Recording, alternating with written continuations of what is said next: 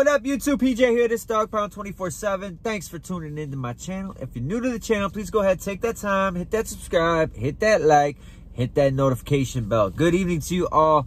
Thanks for tuning in. Got a quick video for you guys. I had a couple of subscribers ask me about funerals, you know, in prison, okay? How do you go about funerals in prison? So I'm going to break this down to you, but before I get into all that, I want to thank you guys for all the support. We are almost at 1K. We've been at 1K a minute, almost at 1K for a minute now. You know, reason being I haven't been pushing out videos due to the whole, you know, me getting, you know, used to my work routine. You know, I mentioned this to you guys before. I'm working 13-hour days now.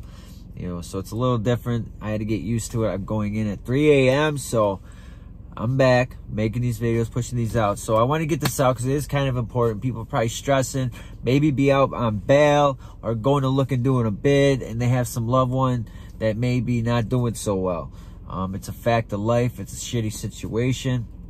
And I've lost loved ones while incarcerated, and it sucks. But unfortunately, I couldn't go to the funeral, and I'm going to tell you why in a second. So let's break this down. And before I break it down, I want you to know that what I'm about to break down, it's pretty much the same across the country from East Coast to West Coast.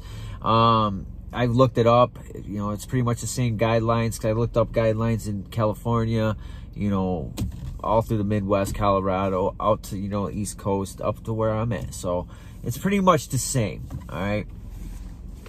So here's the thing. When you get incarcerated, when you go to prison, you're doing a bid, all right? And you have a loved one that's about to pass away, all right? This is the thing.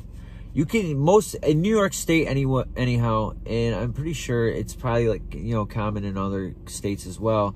You may, if it's expected, you know, the death is going to be expected and it's not like a surprise death. If it's expected, you can sometimes get bedside visits before they pass away to say your goodbyes, this, you know, whatever. Or, you know, you can wait and then just attend the funeral. It's up to you. You can't have both. I know that for a fact. You cannot go to a bedside visit and then go, you know, on the actual funeral itself. Unless you can pull some strings. I don't know. But from New York State, it's one or the other. And let me tell you, when like I said, I had a loved one that passed away. I was unfortunate. I couldn't go to the funeral due to the fact that it was out of state. So if you're doing time in one state and a loved one passes away in another state, and mind you, my loved one that passed away was down in Pennsylvania, it was only a state away, and I still couldn't go to the funeral, couldn't get a furlough to go to a funeral, couldn't do nothing like that. So it's got to be within the state of New York, all right, for them to take you to the actual funeral. So what happens is, say your family, you got a loved one that passes away. What happens is the chaplain's office is going to call you down, all right? And when you get that chaplain phone call, that's usually not a good thing because there's only really one reason why they're calling you down there. And that's usually something tragic happening within the family and, you know, for that bad news. So what happens, the chaplain will call you down. They usually give you a phone call to speak to your family. And then if the funeral is going to be within the state you're being incarcerated in, you can start setting up, you know, the arrangements, you know, where the funeral is going to be, you know, at this, that, and the third. So what happens is your family is going to notify the prison, right? They're going to speak with the chaplain. The chaplain's going to speak to the higher-ups in the, you know, administration office and get that all worked out for you. You got to come up with the address where the funeral is going to be at. And then what they're going to do, they're going to look into it, make sure it's a legit address, legit funeral. They're going to make sure there's really a death, all that good stuff, right? So on the morning of the funeral or on the day of the funeral, they're going to call you down really early in the morning, usually right after breakfast. They're going to call you down to draft. You're going to, in New York State anyhow, they're going to change you out of your state clothes. They're going to put you in some like khaki state pants, you know, a button-down white shirt, and that's how you're going to go. You can't have clothes sent in. You can't have clothes dropped off. You're wearing what, you know, what the state of New York provides you. And I'm sure that's like that in other states as well. So you're going to leave that early in the morning, you know, depending on how far it is, you know, the funeral. Usually you're just going to go to the showing. You're not going to go to the funeral itself unless, you know, it works out that way. I just know a lot of guys that went to the actual showing instead. So you're going to get there. Say me, where I did most of my time in prison, was pretty damn far from where I, you know, lived. So if I had a funeral, I'd leave dead ass early in the morning and take about a 4 or 5 hour trip across the whole state where I live. And you're going to get there and you're going to spend time with your family, you know, mourn together. And, you know, I've heard, you know, because my buddy actually went, he broke it all down to me. He got there within a few hours. The corrections officers, they took off the cuffs and they kept the leg irons on. Or no, I think it was the other way around. He had to keep cuffed, but they took the leg irons off.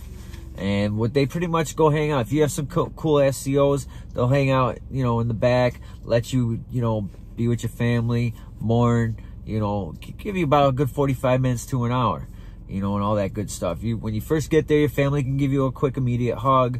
You know, if you got a wife that's going to be there or a girlfriend, they can't be all over you, stuff like that. I know they won't allow that. And that's pretty much it. You know, you're going to get there, you know, say your goodbyes, and that's pretty much it. And then you're going to get cuffed back up, whatever, shackled back up, and you're going to go back. But that's pretty much it. But here's some rules to this, all right?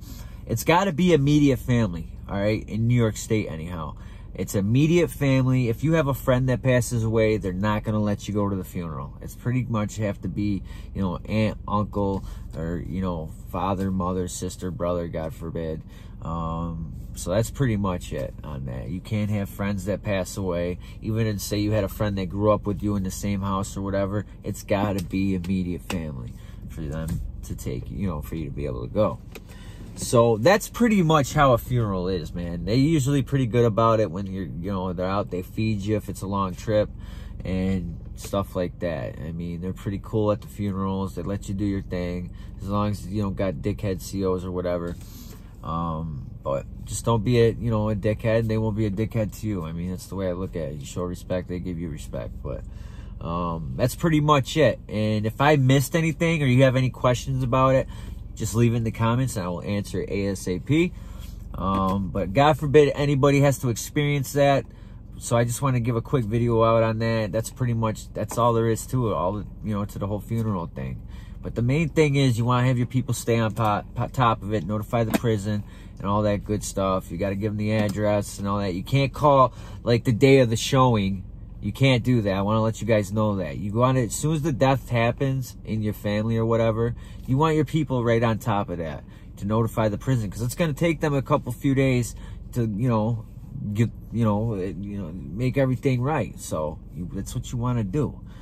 You can't, like the morning of the showing, your people call the prison, listen, this is it. No, it's not going to happen that way. You definitely are not going to go, because they got to have a few days to make things right so you can go on that. So don't wait to the last second, because I've seen that happen one time, man, and I felt so bad for the kid.